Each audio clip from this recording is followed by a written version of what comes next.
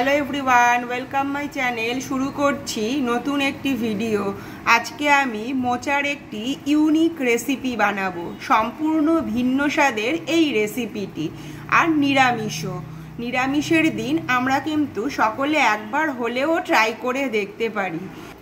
মোচার এই রেসিপিটা বানানোর জন্য প্রথমেই আমি আগে সেদ্ধ করে মোচাটাকে ছাড়িয়ে পরিষ্কার করে নিয়েছি।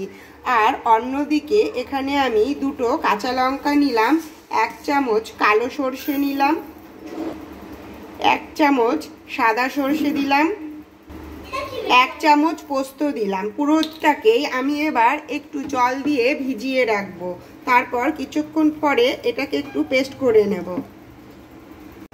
এবার এই সর্ষে পোস্তটাকে আমি একটু শিলে পেস্ট করে নেব। এখানে কিন্তু আমার সর্ষে পোস্ত বাটাটা রেডি হয়ে গেছে। এবার আমি এটা বাটির মধ্যে তুলে নিচ্ছি।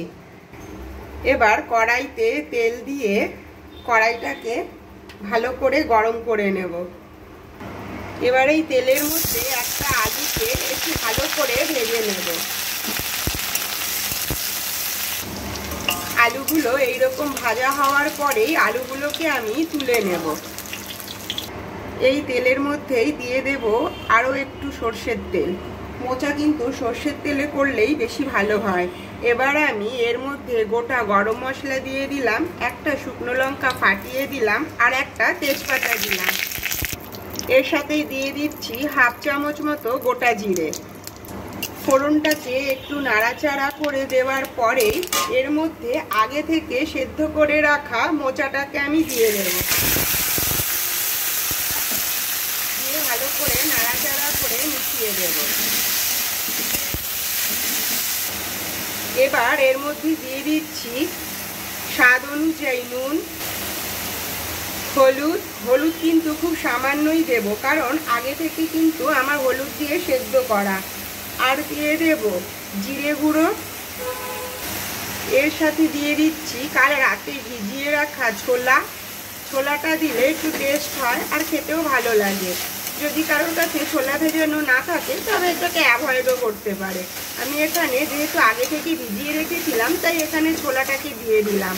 এবার একটু ভালো করে নাড়াচাড়া করে এর সঙ্গে মিশিয়ে নেব।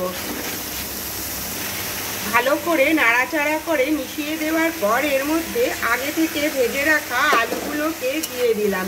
দিয়ে আবার একটু ভালো করে নাড়াচাড়া করে মিশিয়ে নেব। আর অন্যদিকে আমি যে পেস্টটা বানিয়ে রেখেছিলাম, সর্ষে পোস্তর পেস্টটা, সেই পেস্ট আমি এখানে দিয়ে দেব। পরিমাণ মতো দিতে হবে। এখানে আমি 2 চামচ মতো সর্ষের পেস্টটা দিলাম। দিয়ে আবার একটু ভালো করে নাড়াচাড়া করে এর সঙ্গে মিশিয়ে দেব। আর ওই বাটিটা ধুয়েই সামান্য একটুখানি জল দিয়ে দেব।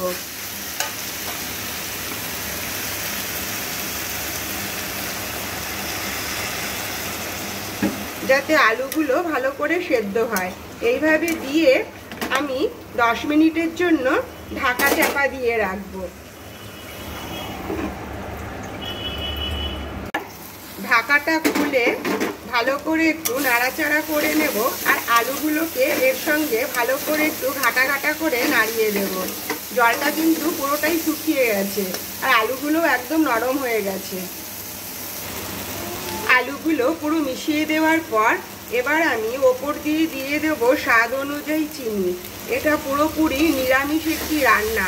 নিরামিষের দিন কিন্তু আমরা এইরকমভাবে যদি একটু মোচা রান্না করে খাই তাহলে কিন্তু পুরোটাই আলাদা টাইপের খেতে লাগবে। আর দারুণ টেস্টের এই রেসিপিটি। এটা এদিকে হতে থাক। এবার আমি অন্যদিকে একটা তড়কা প্যান বসিয়ে দিচ্ছি। আর এটা ভালো করে গরম করে এর মধ্যে দিয়ে দিলাম আমি সর্ষের তেল। তেলটা ভালো করে গরম হওয়ার পরেই এর মধ্যে দিয়ে দিলাম কয়েকটা বড়ি। আর বড়িগুলো অনেকটাই বড় বড়। যদি ছোট বড়ি থাকে তাহলে আর ভাঙার দরকার নেই। যেহেতু আমার বড়িগুলো একটু বড় সাইজের, সেই জন্য একটুখানি ভেঙে নিয়েছি। আর এটা একটু ভালো করে ভেজে নেব। এর মধ্যে বড়িগুলো কিন্তু প্রায় লাল লাল করে ভেজে নিয়েছি।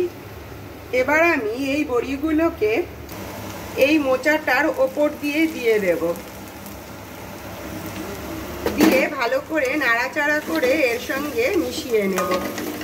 খেতে কিন্তু ভীষণ দারুণ লাগবে। সকলে কিন্তু একবার অবশ্যই বানিও, তাহলে দেখো নিরামিষ স্বাদের এই সর্ষে মোচাটা কেমন লাগে। অসাধারণ টেস্টের এই রেসিপিটি। আর একটুখানি সামান্য নাড়াচাড়া করেই নামিয়ে নেব। সম্পূর্ণ ভিন্ন স্বাদের এই রেসিপিটি, সর্ষে পোস্ত দিয়ে নিরামিষ এই মোচার রেসিপিটি সকলে একবার বাড়িতে অবশ্যই বানিও আর গরম ভাতের সঙ্গে ট্রাই করো। যদি ভিডিওটি ভালো লেগে থাকে তাহলে অবশ্যই লাইক, কমেন্ট, শেয়ার আর সাবস্ক্রাইব করো। দেখা হবে আবার next video. Take care, bye bye, thank you.